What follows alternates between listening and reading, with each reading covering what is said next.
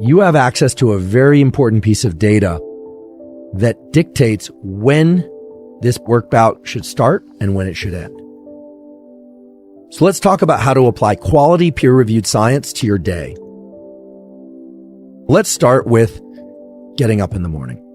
The first thing I do after I wake up is I take the pen that's on my nightstand and the pad of paper on my nightstand, and I write down the time in which I woke up. The reason for writing down what time I wake up is because I want to know that average wake-up time.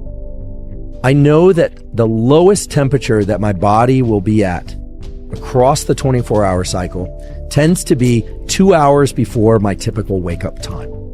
And I want to know that number. It's called our temperature minimum. So if you're somebody that typically wakes up at 8 a.m., then your temperature minimum is sometime around 6 a.m. Remember, the temperature minimum is a time in the 24-hour cycle. So I highly recommend that you write down when you wake up or track that in some way that works for you and use that as a reference point to determine your temperature minimum. We will return to the temperature minimum and how you can leverage the temperature minimum for several things. But knowing your temperature minimum, that time when your temperature is at its lowest point, is a valuable thing to know. Now, I think most people would agree that there's a portion of each day in which we need to do the hardest thing or the most important thing or the thing that demands the most of our cognitive self. I position that early in the day, and I position everything around that in order to ensure that it happens and that it happens with the highest degree of efficiency.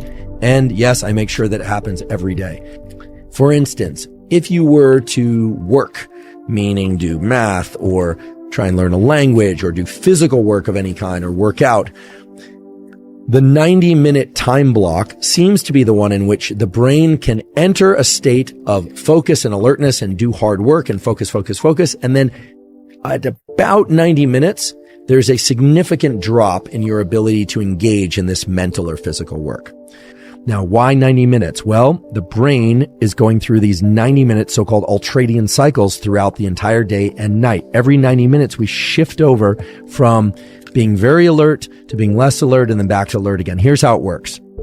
At the start of one of these 90-minute ultradian cycles, my brain is not quite engaged in whatever it is I'm trying to do. Now, oftentimes I have things jumping into my mind. I've got distractions, etc.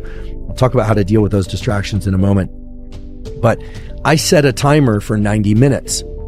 And I try and get a strong bout of work done inside of that 90 minutes with the full understanding that the entire 90 minutes is not going to be uniform in terms of my ability to focus. There will be kind of peaks and valleys within that, but that 90 minutes is about what the brain can handle in terms of a dedicated effort for high degree of focus.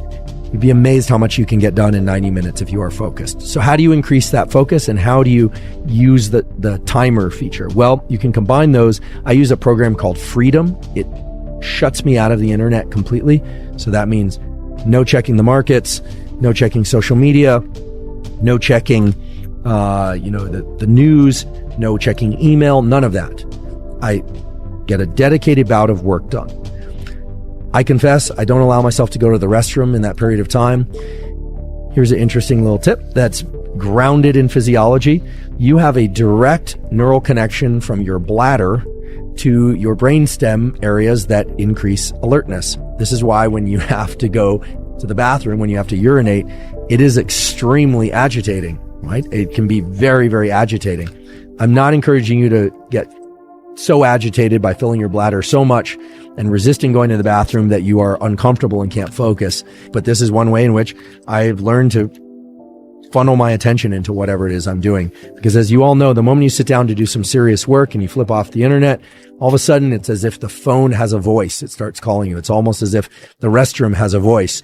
But we all are familiar with the fact that if we are focused on something, all that just kind of melts away. So the goal is to get into what I call the tunnel, to really get into a tunnel of quality work. My phone is absolutely off. It's not on airplane mode. It's absolutely off during this time. Look, I've done, and I suggest people do whatever they need to in order to self-regulate that activity. And if you're somebody that feels that you absolutely need to be on your phone and on the computer for this work bout or the work that you do, well, that's a different matter altogether. This is just simply how I work. So I will do 90 minutes, and I do set a timer, and I turn on the program Freedom, locks me out of the internet. I mean, unless there's a real emergency, I'm not going to step away from that work.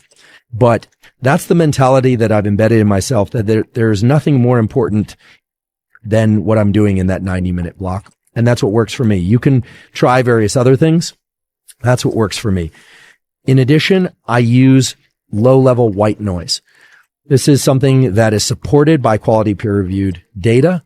We covered this on the episode on hearing and balance, but it turns out that white noise, which is essentially all frequencies of sound, mixed up kind of randomly, there's no structure to it, turned on at a low volume, not with headphones most of the time, puts the brain into a state that's optimal for learning and workflow. And I covered 2 papers during that episode. One that showed that indeed brain areas involved in attention, brain areas involved in focus and cognition and memory, those are engaged to a greater degree when there is low levels of white noise playing in the background.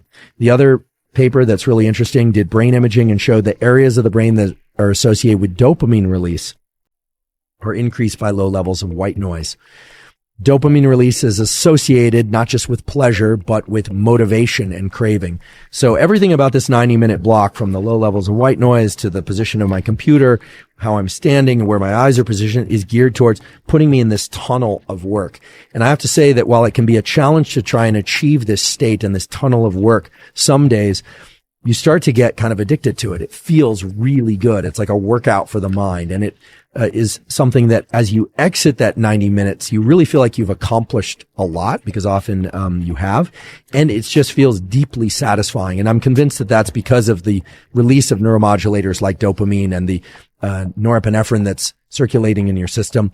And I want to be clear that I'm not perfect about this 90 minutes. Occasionally I get drawn away, but I really try and achieve this most, if not every day that I'm alive, because for me, that work session is kind of holy. It's where I set up a relationship, not just between me and the work that I'm doing, but between me and my ability to control my own state of mind using these various supports of the white noise, etc. But really, those supports are peripheral to the fact that I'm creating this space.